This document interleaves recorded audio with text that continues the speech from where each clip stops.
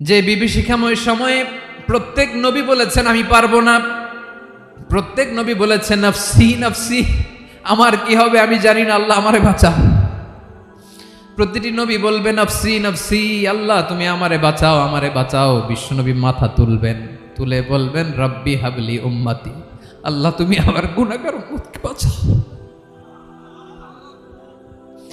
এই দুনিয়ার বুকে রব্বুল আলামিন সব নবীকে একটা করে দাওয়া মুস্তাজাবা দিয়েছেন, মানে যে দোয়া করলে কবুল হয়ে যায় সাথে সাথেই। দাও বিহা, দুনিয়ার সব নবীরা ওই দোয়াটা দুনিয়ায় করে ফেলেছে।